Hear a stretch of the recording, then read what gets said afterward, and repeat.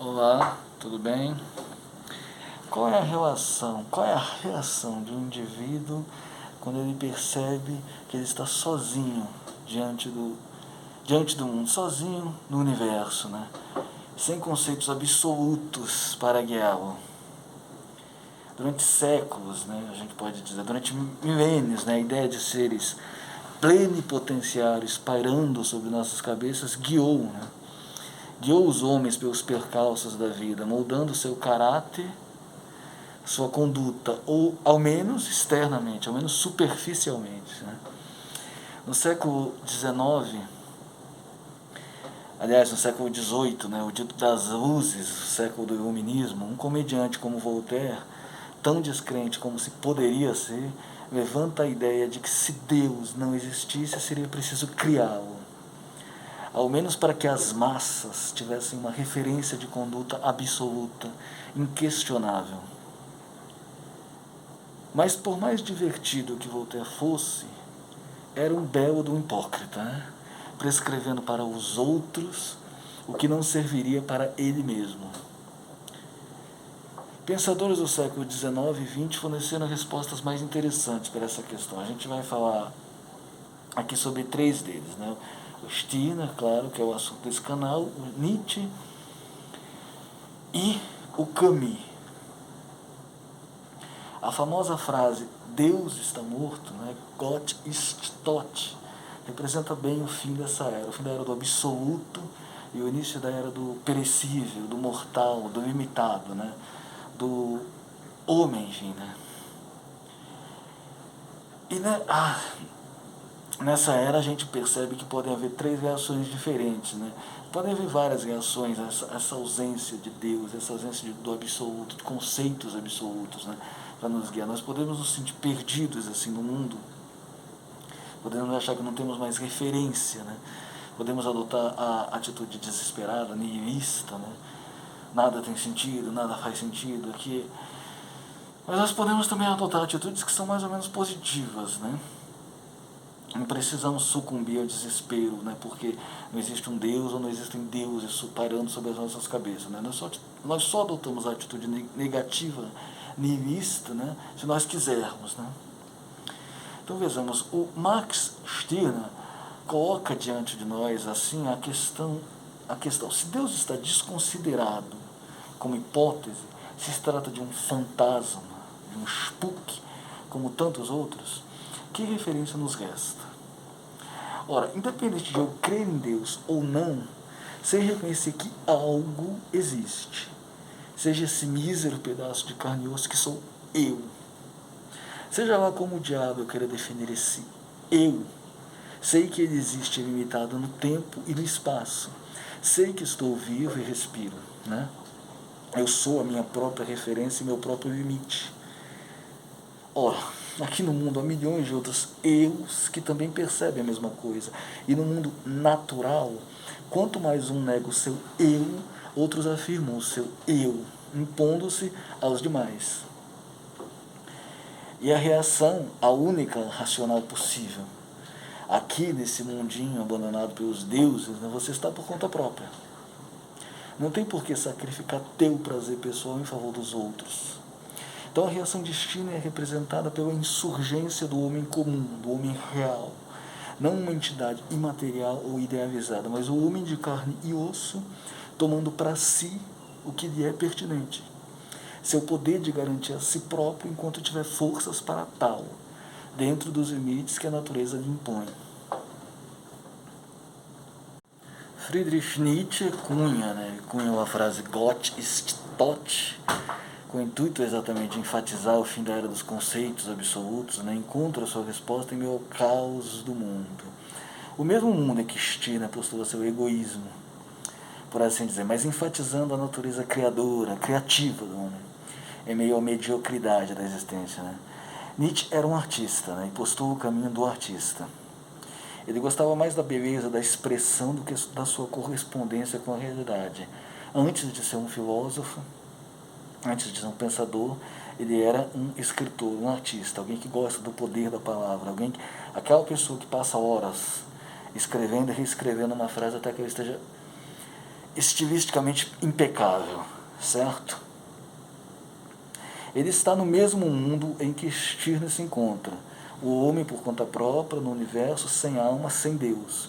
Mas a necessidade dele de se afirmar isoladamente em relação a qualquer outro o levou, né, a formular uma filosofia superficialmente diferente do pensamento de Stirner. A reação do Nietzsche, então, é basicamente a reação artística, a reação do artista, né? O homem está assim, no vácuo deixado por Deus, mas ele só sucumbe ao desespero se ele quiser, pois tem potencial.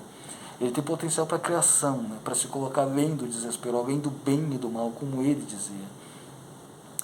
Então, utilizando as potências criadoras da vida, que são inesgotáveis, ele cria a si mesmo, ou aniquila a si mesmo, já que ele, o indivíduo, né, é a sua própria obra, é a sua obra única e final. Para a gente pensar em alguns escritores que adotaram essa postura do Nietzsche, essa postura do artista, criador, além do bem e do mal, nós temos pessoas como o Gide, o André Gide, o escritor francês, o Marcel Proust também, o escritor francês, Milan Kundera, muitos outros escritores, né? Adotando essa postura, que mesmo no mundo sem Deus, no mundo sem conceitos absolutos, sem religião, ele consegue se posicionar, porque ele tem à sua disposição a criação, ele consegue ser criador, ele consegue suplantar Deus, porque ele efetivamente cria. Né? Nós temos um texto como Em Busca do Tempo Perdido, de Marcel Proust, aquele livro enorme, gigantesco, né? Ele é uma demonstração clara dessa reação, porque é o artista criando, se posicionando e oferecendo tudo dele naquela obra, né? Aquela obra é a realização completa dele, e é uma obra simplesmente magnífica, né? Mostrando o quanto o homem consegue ser criativo e consegue criar coisas interessantes, mesmo sabendo que aqui na Terra não existe nenhuma definição, não existe nenhuma referência absoluta de quanto a tudo que ele deve fazer. Então ele se supera, na verdade ele se torna praticamente um Deus, né? Pelo menos dentro dos limites humanos, né? Dentro dos limites que um homem consegue alcançar, né?